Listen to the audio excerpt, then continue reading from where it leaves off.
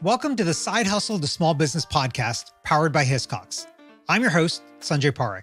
Throughout my career, I've had side hustles, some of which have turned into real businesses. But first and foremost, I'm a serial technology entrepreneur. In the creator space, we hear plenty of advice on how to hustle harder and why you can sleep when you're dead. On this show, we ask new questions in hopes of getting new answers. Questions like, how can small businesses work smarter? How do you achieve balance between work and family? How can we redefine success in our businesses so that we don't burn out after year 3? Every week, I sit down with business founders at various stages of their side hustle to small business journey. These entrepreneurs are pushing the envelope while keeping their values. Keep listening for conversation, context, and camaraderie.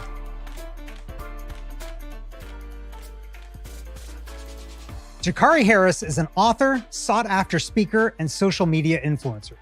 His new memoir, Lost and Found, details his story of overcoming the challenges of the foster care system and pursuing a transformational future. Here today to share more about his work, on stage, online, and in print, is Jakari Harris. Jakari, welcome to the show. Thank you. Thank you so much for having me. It is a pleasure. Glad to be here and happy day. Happy day. I think you're the first guest to say happy day like that. That's great. Happy I love day. that. I think that bodes well for the rest of our interview here. Certainly. So before we kind of get into it, why don't you share with us a little bit about you and who you are and what you do? Definitely. Well, thank you so much. My name is Jakari, and I'm just here excited, elated to be on this podcast and just continuing to impact the masses. I've had the honor of working and serving as the executive director of the George Floyd Memorial Foundation, and now I'm transitioning out of that role, and I'm helping others find success despite life's obstacles through my coaching and transformational firm called Stimulating Success. So you can count on me to transform your life in some capacity, or be a life coach, or do some trainings to help you elevate your next dimension, because I truly believe that you can truly rise above anything that life's ways and just be successful. Yeah. So I love that. I think all of us have challenges and issues that we kind of stumble with and, get held back by. So let's talk about some of your challenges and kind of what led you to want to do this kind of work. So what were they? Definitely. Well, I was in foster care and I was adopted, and I was just so upset, miserable, depressed, just so much going on, not knowing exactly what happened to myself, what happened to my family. And I wanted to figure it out. I was that child that always asked hundreds of questions and not getting one answer. So I felt I felt abandoned. And that's just what happened. I was abandoned by my biological mother, not only myself, but my siblings. And from there, I had to realize growing up that I could not allow that abandonment. I could not allow my biological mom addiction to drugs, addiction to alcohol to overtake my life or to depress my future or my life. And I could not allow the fact that I met my father on my 13th birthday, 2 weeks before he passed away. I could not allow that to overtake me. And so many youth, so many teens, so many young adults will allow that to deter their future. But I chose the latter. I chose to allow those obstacles, allow those issues to push me beyond whatever I can believe or imagine to become successful and to become an inspiration to others. And I always tell people, we are all imperfect, but we have a perfect story to tell. So I decided to tell my story, and I'm encouraging others to tell their story because the world needs to hear it.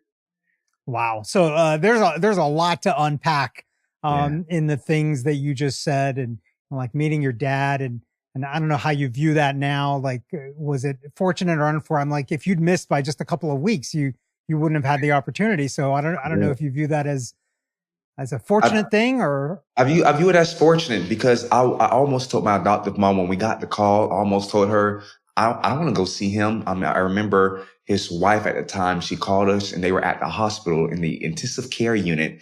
And they're like, we really want you to meet your dad. We know you have not ever heard from him or us, but we at least want to give you that opportunity. Of course, I was mad and just angry, but I went ahead and pushed myself up there to go to the hospital to pray with him and hold his hand and tell him I love him.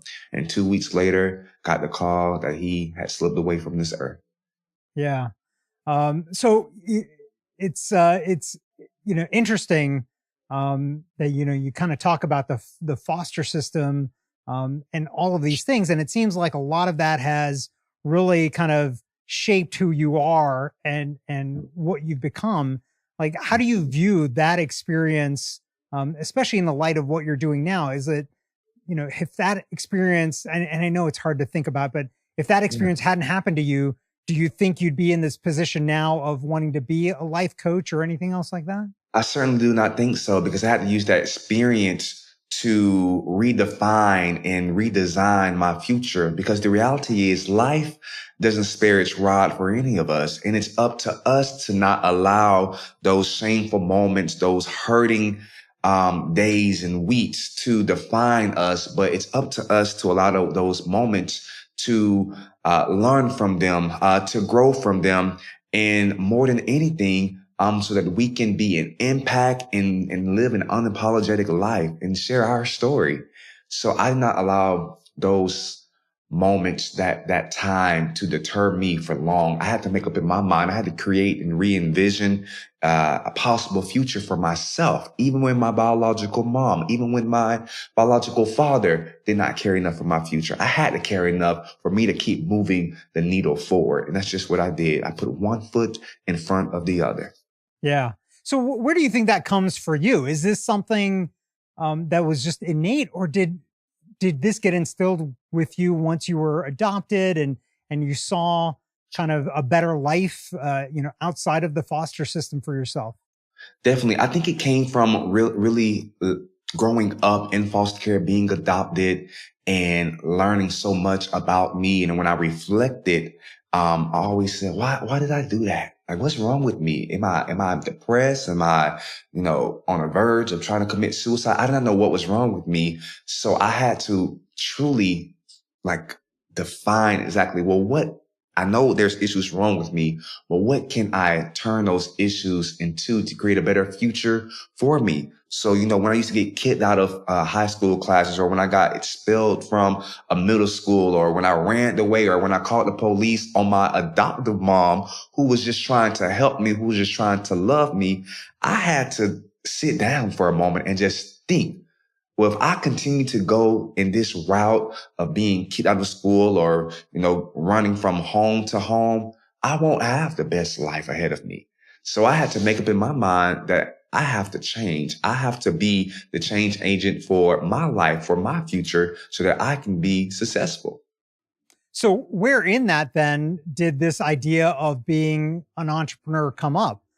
Because that's like one of the ultimate change agents, right? Like, you see something Definitely. that's wrong in the world and you're like, okay, I'm going to do something big to fix Yeah. that problem in the world. So did you have that view because of your biological parents, or because of your adoptive parents, or like, where did the first thing, I get where did you experience entrepreneurship first?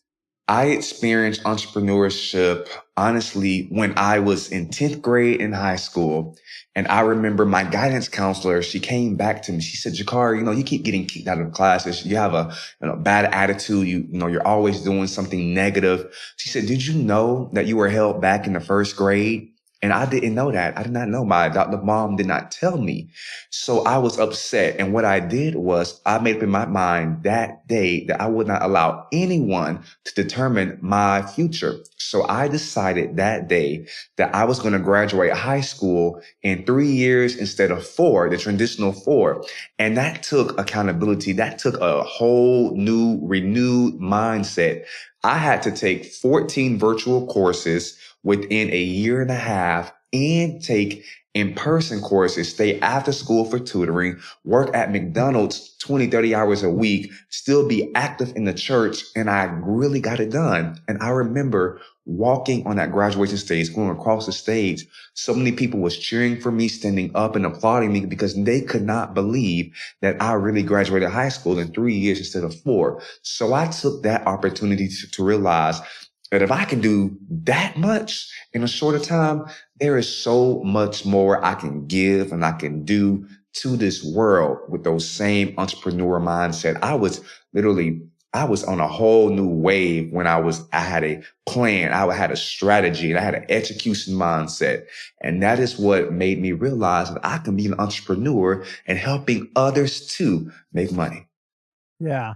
Yeah. So, so you got through high school in 3 years there, working in McDonald's. So obviously there was no entrepreneurial like side hustles during that. No, There was no time, no time. no time to do anything else like But that. those skills is what allowed me to now create my own business.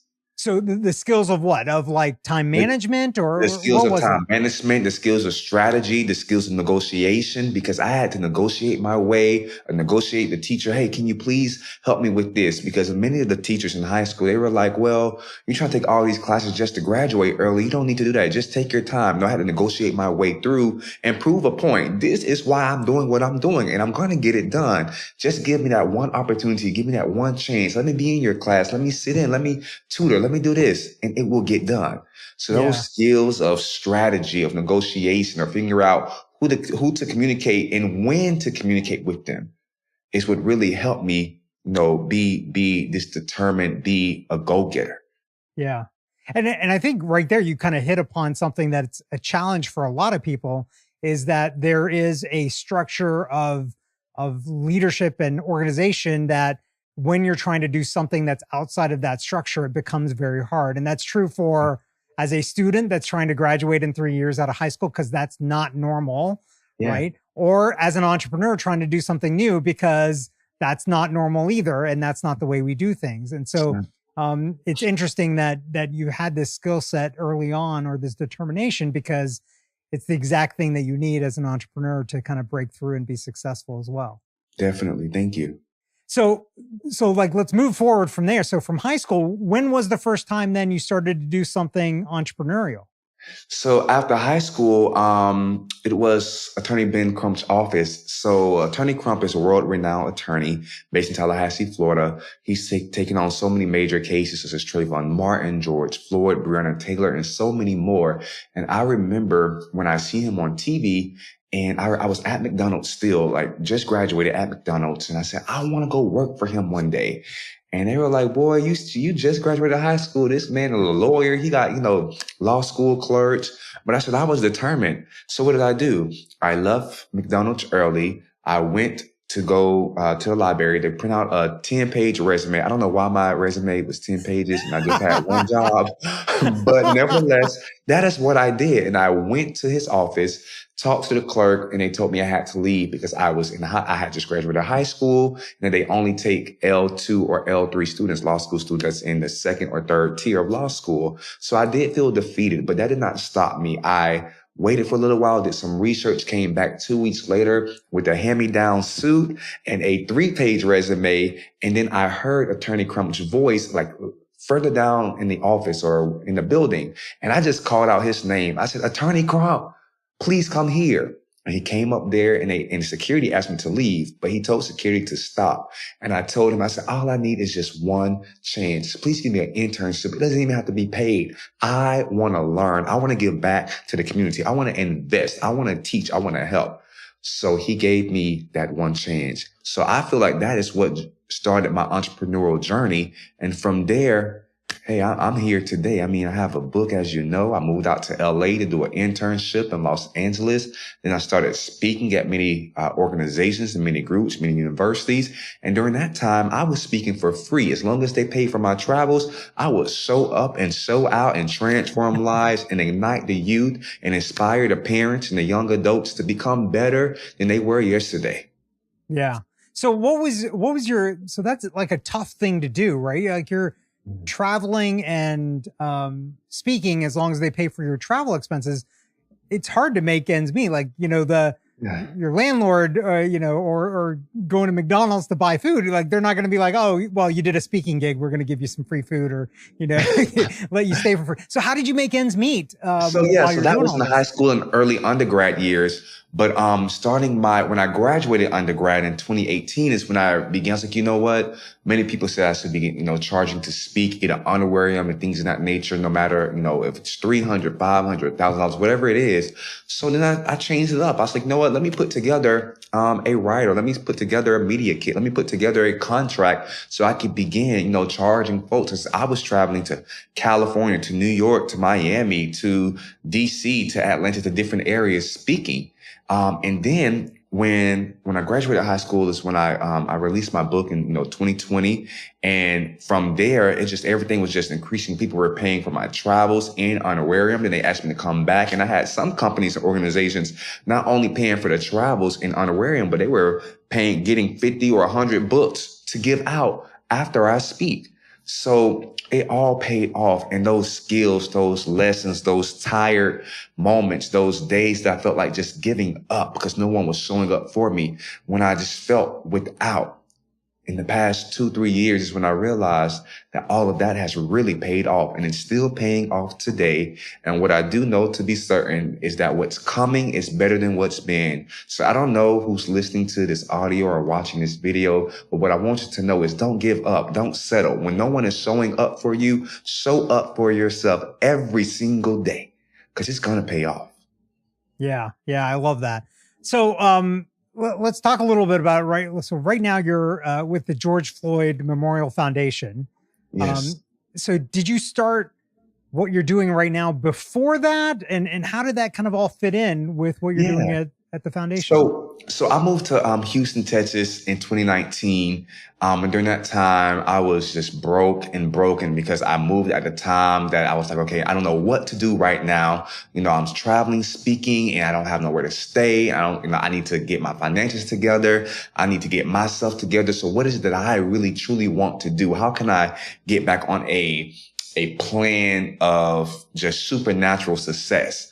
So that's when I got back into consulting. I was like, you know what? I'm going to launch my own coaching and transformational leadership firm so I can really get more structure, get a team behind me, and to help. And then in 2020, George Floyd was murdered in Minneapolis, Minnesota. Mind you, I did not even pay attention to the video that was going around social media. I saw it, but I did not want to watch it, so I just kept scrolling. But I remember on 2 days after he was murdered, Attorney Crump called me and said, hey, the family needs you and I need you. And I had never met George Floyd or his family until the first funeral because I just did not know them. And so I said, well, what do you need help with? And he said, I need your help with planning the funerals.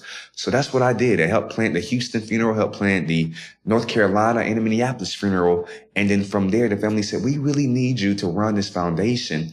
I said, listen, it's not in my plan to run this foundation. I'm about to launch my book. I'm about to go on a book tour. I'm working on this season is called Project Me. It's about me, my life, my goals, my aspirations. But, they was like, we really need you. So, I said, okay, you know what? I'll help you all. I promise to stay on for a year. That year has now turned into 2 years. But this year will be my last year, and I'm transitioning now to go back to my first love, which is transformational leadership and inspiring others to rise above life obstacles and begin anew. Yeah. So, so it's interesting that you were on this path and then you kind of got diverted because you were needed. Looking back at it now, so you're on the path of leaving. Looking back at it now, what do you think about that diversion? Was it useful to you? Was it just a waste of time? I mean, not that it was, not that the work was a waste of time, but did it not help you progress in terms of what you wanted to do, or kind of how did it fit in? Right. That diversion is the best thing that has happened to me. Oh my, it has helped increase my visibility, has helped increase my effectiveness, my drive, my connections, my people. It has allowed me to really decide and define and design what's coming. And I am grateful for the work that we have done. I'm grateful for the lives that we've impacted. And I'm even more grateful for the connections that I've been able to make. And I still have to this date because people see me for me. They see my work. They see my mission. And what I love the most is that many people that I've met and impacted and connected with, they've always said, there is something greater to you than this foundation. Like, this foundation is great, but there is something even greater. And that's why I'm working on what's greater. And it's called Stimulating Success. Yeah. Yeah. So that's interesting. And I think that's a challenge for a lot of people that are trying to launch side hustles, is that there are, you know, as entrepreneurs, we're kind of like the dog from Up, right? Like, you get distracted by the squirrel that's all over the place, and, you know, it's kind of hard to focus, but sometimes it's useful to get distracted for a little bit, because it actually might help you build out some of the things that you're doing. Certainly. So, yeah. So let's talk about kind of where you're at right now, and kind of what you're thinking about in terms of building this thing. So you talked about having a team. Do you have a team right now, or is it still just you? My team is growing. Yes. Right now I do have a team. I'm about to hire 2 more individuals, a social media assistant and a program coordinator. And we're launching January 2nd. But we are building the blueprint right now. We're finalizing our strategy plan. We're finalizing our services, our programs, and we're just preparing for what's to come, because it's going to be great. It's going to be great. Yeah. So in terms of kind of all this effort that you've put into it so far, what's the thing that's been the most different than what you were expecting it to be? The thing that has been most different than what I expected it to be is that I already have a lot of support. When I speak to many of the organizations that I've met over the past few years, and when I speak to individuals and key people that has assisted me at the foundation, or external people that have assisted me, they are really going harder for me now that I have, you know, a consulting firm coming out, Stimulating Success. They're going harder for me. And what's different is I'm going even harder for myself. It's nothing like, you know, building a business from the ground up and being able to be very resourceful and be strategic and figure out, okay, this is what I need to do. This is why I need to do it. This is where I need to do it at. And this is the deadline I have to do it by, and actually getting it done. Because I've been very successful at the foundation, and with the work, with the programming, with the fundraising, with the connections. And now I'm just applying that to my consulting firm, but I'm taking it up, not another level, but another dimension. So yeah, do you think that's because these people, these connections, first of all, you got them because you were at the foundation, but is it because they saw your work at the foundation and got to know you, or is it something else? So it's between they saw my work and then they heard my story. And I remember I was on the phone with, not on the phone, but on Zoom with some corporate senior officials, executives at Target. And they came on as a founding partner of the foundation. And I remember one of the sustainability coordinators, he said, you know, we've done research on the foundation, but I happened to find your book and I ordered your book. And I am just in love with your story, not the pain or the issues you face, but the transformation that you have come about just in these past couple of years since your book released, or since you've been on this journey of healing or restoration. And that wasn't just the first one. There was so many others that said, I got your book. When I first met them, or when I just did like hey, I want to introduce the foundation to you, they already knew about my book. They knew about me before I could even share them. Hey, I have a book out there. So those defining moments were only monumental in confirmation that where I'm about to go is just greater. So that's interesting. And you said a word that kind of sparked a question for me. You said restoration. Let's dive into kind of that idea. And how do you think about that in terms of dealing with work and life and, you know, self-care for yourself? Because, you know, some of the things that you're talking about helping people with, like you get unloaded a lot of heavy issues. Like, you know, we all have our own issues. And then when you hear other people's issues, it gets to be a heavy burden to carry. So how do you think about that? And how do you make sure that you can balance all of those things in terms of yourself and your mental abilities to kind of deal with all of this? Well, I definitely believe in self-care. I believe in traveling. I believe in taking time out for me, Project Me. I have coaches that empower me. I have a spiritual person that prays with me, that keeps me grounded. I protect my peace. I don't allow negativity to come around me. And if it comes around me, I do away with it. So it takes decompression. It takes, me sometimes on a Wednesday or Thursday evening, just drinking a glass of wine and reading a book or listening to music and just feeling anew. Yeah. Yeah. Now, how do you view travel? So, you've got a lot of travel, and for some people, travel can be very monotonous and exhausting, especially in the day and age that we are now, versus even, a couple of decades ago, air travel was a lot easier. And it's tough now. So like, how do you feel about travel? Like, I think traveling is a necessity. It is relieving. There is a whole world here, and there is a whole world, and we might as well go see it. I've learned and made so many connections just by traveling, meeting people in the airport, on the plane, in another country, at a diner, that have changed my life, that has changed my perspective, that has given me some tools, resources, and knowledge that I can even think of. Yeah. Yeah. I like that. So, last question for you, like thinking back now to how you were before you became an entrepreneur. And also for anybody that's thinking about becoming an entrepreneur, what's that piece of advice or something you would have told yourself before you started kind of going down this journey, or somebody that's about to start this journey or wanting to start this journey? A piece of advice, I have 3 things, probably 4, but a piece of advice is, of course, you have to turn your dream into reality.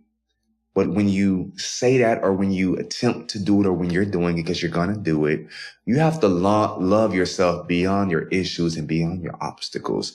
You have to wake up every day knowing that you're going to push yourself to the next dimension and beyond. And lastly, you have to continue to love the highest and latest version of yourself, because you're going to be changing. There's going to be some changes in your life. You're going to be pruning. You're going to be changing. But you cannot not love yourself. You have to thank yourself. You have to celebrate yourself. Those small micro wins that you think is nothing, it's something to somebody. So celebrate those small micro wins. You don't have to celebrate those major wins every time. It's great, but celebrate those small micro wins, because it's in the weeds that's going to help you. Yeah. Yeah. I like that. And I don't think we do enough of that celebration of those small wins, especially as entrepreneurs, because it's sometimes just the hustle and the grind, and there's that bigger thing that you're trying to accomplish. But it's important to hit those small wins. Jakari, thank you so much for coming on the podcast. Thank you. It's such a joy. Thank you for listening to this week's episode of the Side Hustle to Small Business podcast, powered by Hiscox. To learn more about how Hiscox can help protect your small business through intelligent insurance solutions, visit hiscox.com. That's HISCOX.com. And if you have a story you want to hear on this podcast, please visit hiscox.com/share your story. I'm your host, Sanjay Parekh. You can find me on Twitter at Sanjay, that's SANJAY, or on my website at sanjayparekh.com.